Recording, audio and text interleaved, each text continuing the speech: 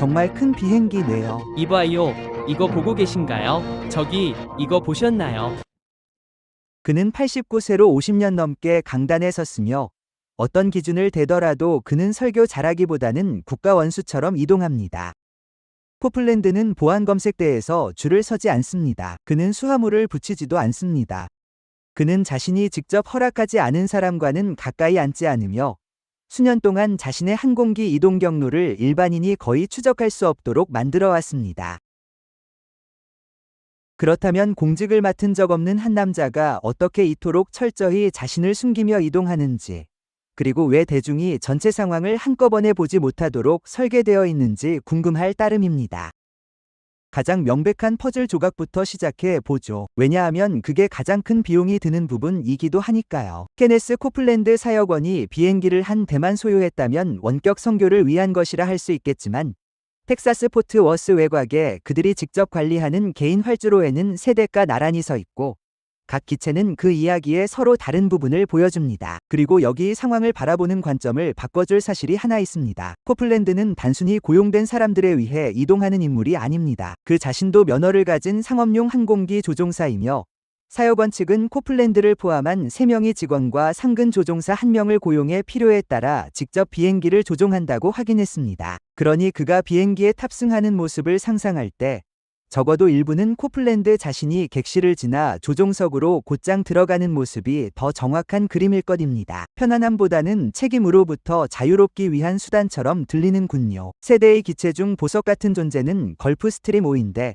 코플랜드가 이 기체를 손에 넣은 배경은 비행기 자체만큼이나 시사하는 바가 큽니다.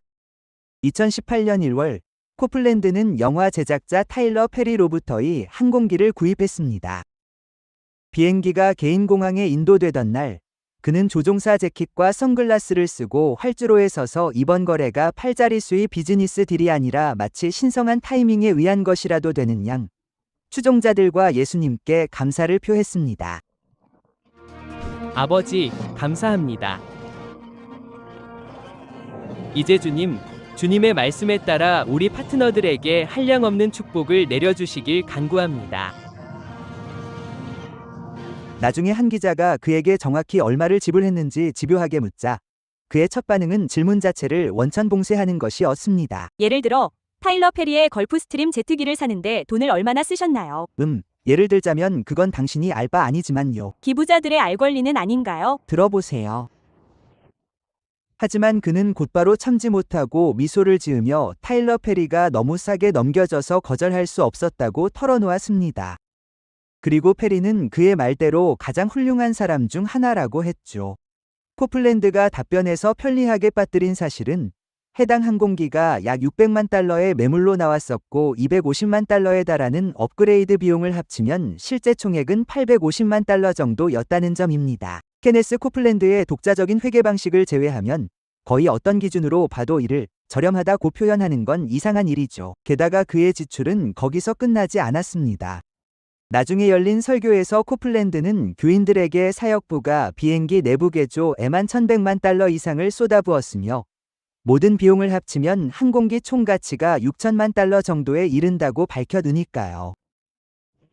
내부 공사가 끝나면 이건 GO502 됩니다. 그의 전용 공항입니다.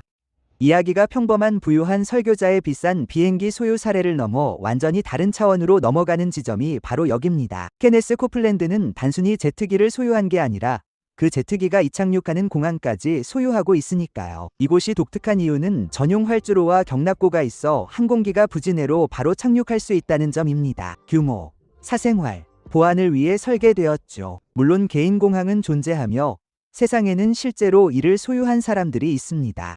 텍사스의 외딴 지역에 사는 목장주들은 가장 가까운 공항까지 차로 2시간이나 걸리기 때문에 가끔 개인 활주로를 만듭니다. 기업들은 물류를 위해 그리고 상업 노선보다 빠르게 임원과 화물을 시설 간에 이동시키려고 공항을 건설하기도 하죠. 또한 존 트라볼타 같은 항공광들도 있습니다. 그는 자격증을 가진 조종사로서 취미로 수십 년간 항공기를 수집해왔죠. 이 사람들의 공통점은 활주로를 건설한 자금이 트라볼타가 경력을 통해 번 돈이거나 기업이 자체 사업으로 창출한 수익이거나 목장주가 이미 소유한 땅을 관리하기 위해 직접 마련한 돈이라는 점입니다. 그들 중 누구도 헌금 바구니를 돌려 그 돈을 마련하지 않았습니다. 이제 그와 케네스 코플랜드를 비교해 보십시오. 그 땅 자체에도 기이한 역사가 있습니다. 코플랜드의 사역부가의 부지를 매입하기 전에는 미국 해병대 항공기지로 사용되던 곳이었습니다.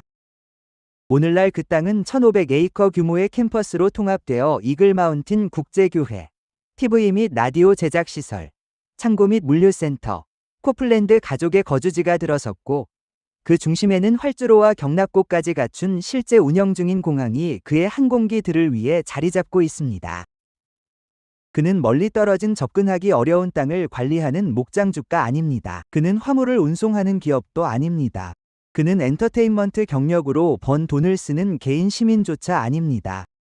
그는 세금이 면제되는 종교 비영리 단체의 수장이며 그의 제트기가 다니는 활주로는 복음 전파를 위해 쓰일 것이라 믿고 평범한 신도들이 낸 헌금으로 지어지고 유지됩니다. 대부분의 목회자는 앞마당에 주차장이 있고 고속도로에 안내 표지판이 있는 소박한 건물에서 설교합니다. 케네스 코플랜드는 전용 공항을 가지고 있습니다. 즉, 그는 공공터미널을 통과할 필요도, 자신을 모르는 사람들 틈에서 보안 검색대에 줄을 설 필요도, 비행기가 왜 늦은지 게이트 직원에게 설명할 필요도 없습니다. 그는 차에서 내려 활주로로 걸어가 비행기에 탑승하면 그만입니다. 그 활주로는 그와 그가 속한 사역단체 외에는 누구의 통제도 받지 않는데 자금 흐름을 따라가 보면 결국 그 단체 역시 사실상 그의 소유나 다름없습니다. 그렇다면 우리가 진지하게 고민해봐야 할 질문이 하나 있습니다. 목회자가 개인 공항을 소유하는 것에 대한 정당한 이유는 도대체 무엇일까요? 그리고 여러분이 낸 헌금을 누군가 이런 식으로 쓴다면 여러분은 그 정당성을 받아들일 수 있습니까? 다음 내용은 아무도 잘 이야기하지 않는 부분이자 이 모든 목록에서 가장 중요한 것일지도 모릅니다. 왜 케네스 코플랜드가 공중에서 하는 행동의 상당 부분이 외부인에 의해 전혀 검증될 수 없는지를 설명해 주기 때문입니다. 수년 동안 코플랜드의 항공기들은 전용기 소유주들이 자신의 항공기 등록번호를 공개 비행 추적 웹사이트에 노출되지 않게 막을 수 있는 연방 프로그램에 등록되어 왔습니다. 이는 기자나 감시단체, 일반 대중들이 전용기의 행방을 추적할 때 흔히 사용하는 도구입니다. 2010년 당시 그 걸프스트림 항공기를 포함해 사역단체의 항공기 5대가 한꺼번에 이 프로그램에 등록되었습니다. 심지어 제2차 세계대전 당시의 훈련기인 노스 아메리칸 T-28 트로이까지 포함되어 있었는데 도대체 왜 종교단체가 2차 대전 훈련기의 비행 경로를 대중으로부터 숨길 필요가 있는지 의문이 생길 뿐입니다. 실질적으로 이것이 의미하는 바는 여러분이나 제가 휴대폰으로 전 세계 거의 모든 민항기의 비행 정보를 몇 초 만에 확인할 수 있는 것과 달리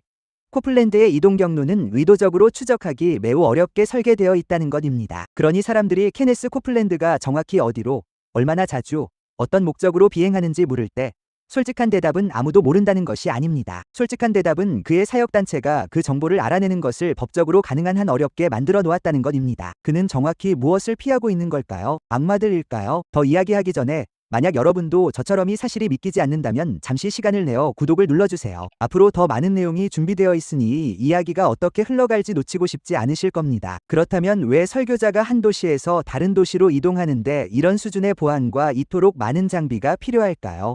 코플랜드는 실제로 그 질문에 스스로 여러 번 답한 적이 있는데 2015년에 그가 했던 답변은 결국 그를 수년간 인터넷상이 웃음거리로 만든 장본인이 되었습니다.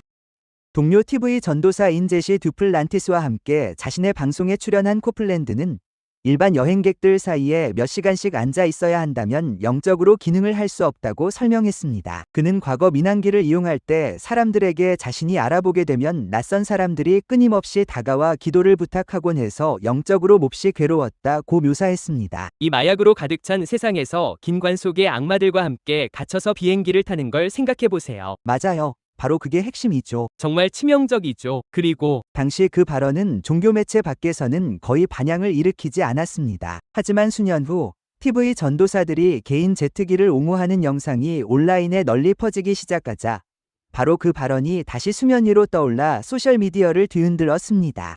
평범한 신자들을 사랑하고 섬긴다고 주장하는 사람이 자신의 사역에 자금을 대는 바로 그 사람들을 사실상 악마에 비유했다는 사실에 수백만 명의 사람들이 충격을 받았습니다. 2019년 인사이드 에디션 위 리사 게레로가 마침내 그와 인터뷰하며 일반 승객들이 악마라고 믿는지 직접 질문했을 때 코플랜드의 태도는 거의 즉시 돌변했습니다.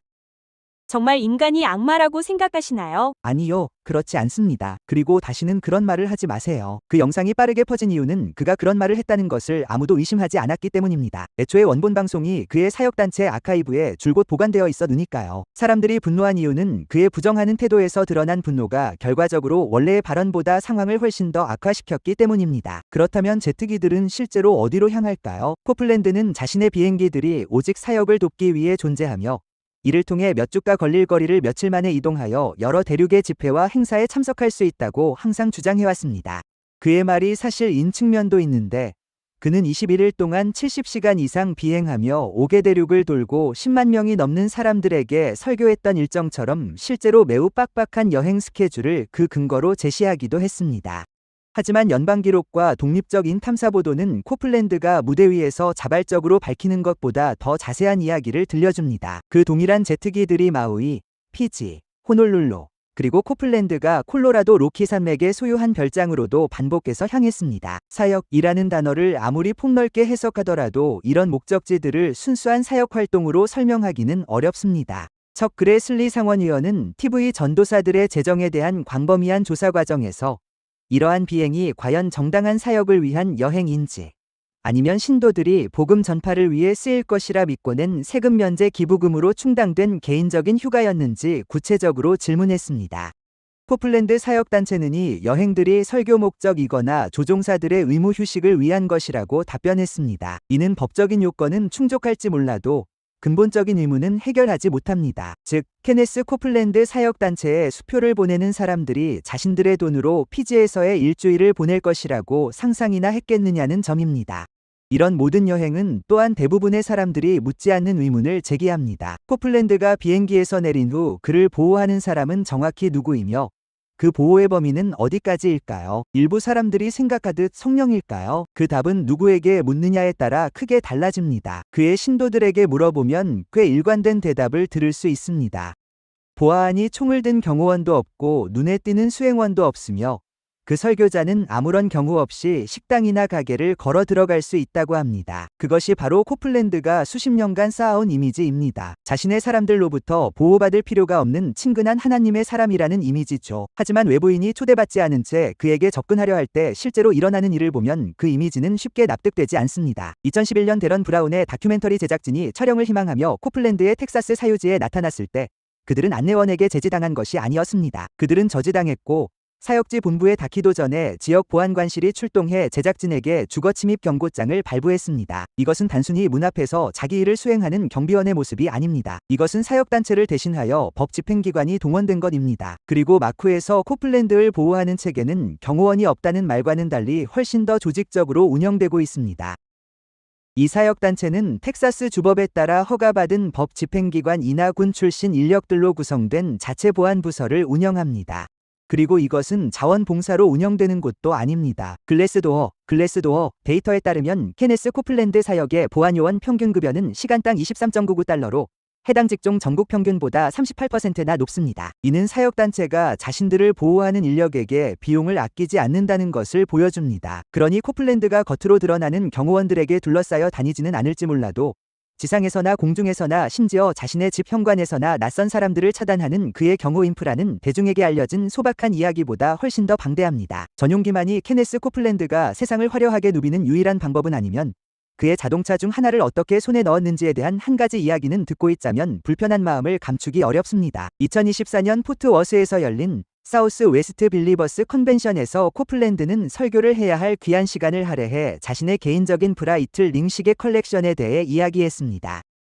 이는 비행사와 조종사들이 사랑하는 스위스 명품 브랜드로 보통 저렴한 모델이 3,000달러 선이며 비싼 제품은 7,000달러를 훨씬 웃돕니다.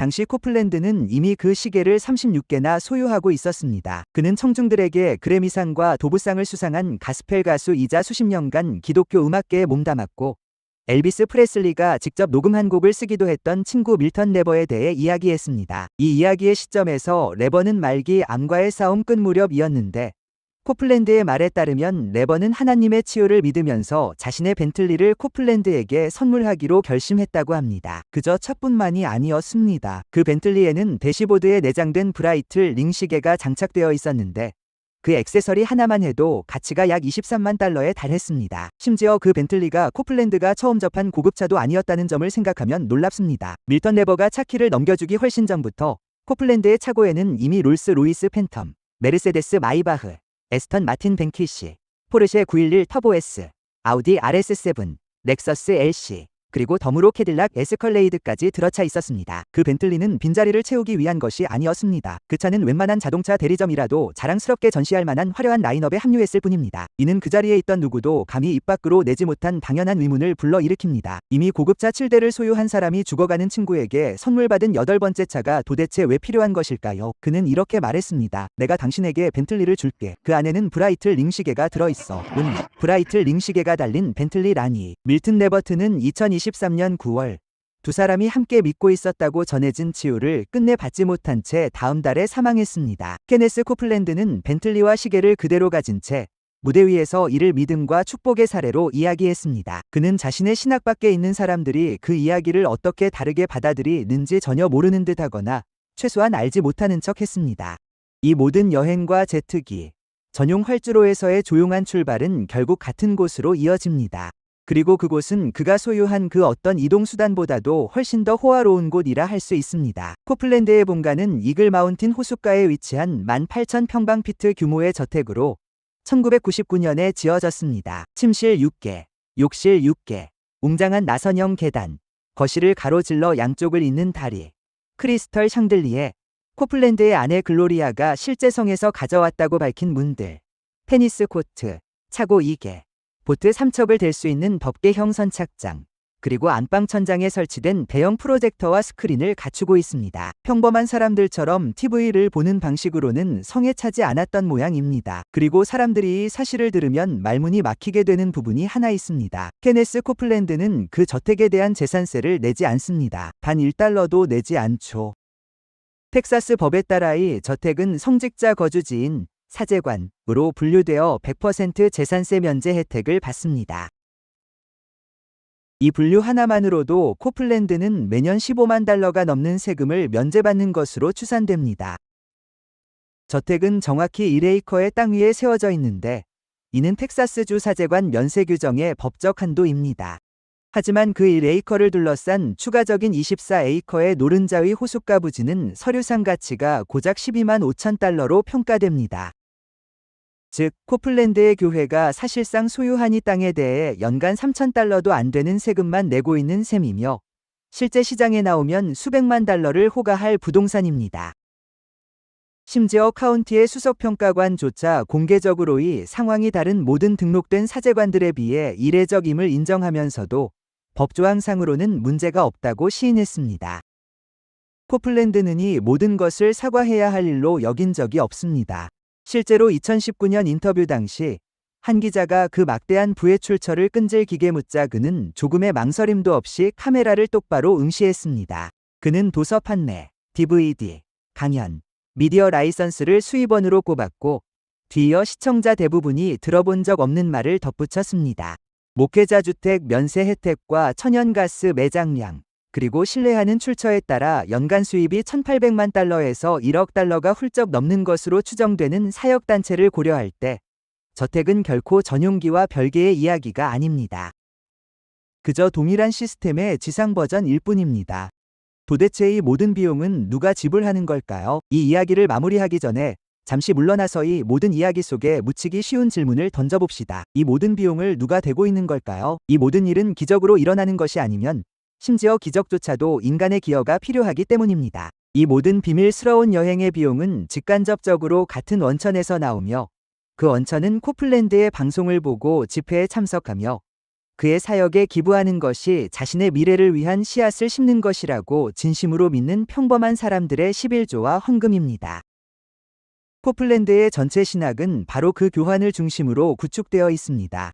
그는 사역에 기부하는 것이 재정적 돌파구를 열어준다고 가르치며 올바른 말을 하고 올바른 씨앗을 심는 것이 신이 은총을 활성화한다고, 그리고 재정적으로 어려움을 겪는 신자들은 대개 그저 믿음이 부족한 것이라고 가르칩니다. 이 메시지는 케네스 코플랜드 사역단체를 미국에서 가장 수익성이 높은 종교단체 중 하나로 만들어두며 연간 수입 추정치는 보수적으로 잡아도 1,800만 달러에서 1억 달러가 훨씬 넘습니다. 미디어 라이선스, 도서 판매, 집회 수익까지 고려하면 일부 추산에 따르면 이 단체의 총 자산과 투자를 모두 합칠 경우 10억 달러에 가까워집니다.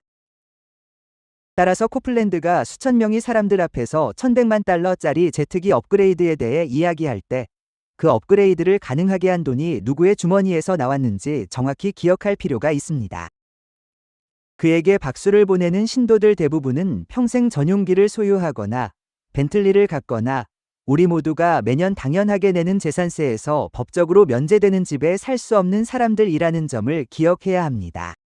코플랜드는 이 중 그 무엇에서도 모순을 발견하지 못했습니다. 그는 구약 성경에서 매우 부유했다고 묘사된 아브라함 같은 인물들을 가리키며 신은 항상 신자들이 영적일 뿐만 아니라 물질적으로도 번영하기를 원했다고 주장합니다. 어찌된 일인지 그 번영은 신도들에게는 돌아가지 않고 그에게만 향합니다. 그의 비판자들은 전혀 다른 것을 봅니다. 그것은 축복의 약속이 강단에 서 있는 사람에게로 위로 흘러가는 시스템인 반면 수많은 추종자가 여전히 기도하며 바라는 실질적인 돌파구는 결코 찾아오지 않는 것처럼 보인다는 것입니다. 이 모든 것을 종합해보면 한 번 보면 잊기 힘든 그림이 그려집니다. 케네스 코플랜드는 예외적인 인물이 아닙니다. 그는 신도들의 믿음을 이용해 제트기, 저택, 고급차를 사들인 수많은 설교자들 중 한 명일 뿐입니다. 이 패턴이 어디까지 이어지는지 알고 싶다면 다음 영상, 충격, 미국 억만장자 흑인 목사들의 어두운 세계를 확인해보세요. 거기서 뵙겠습니다.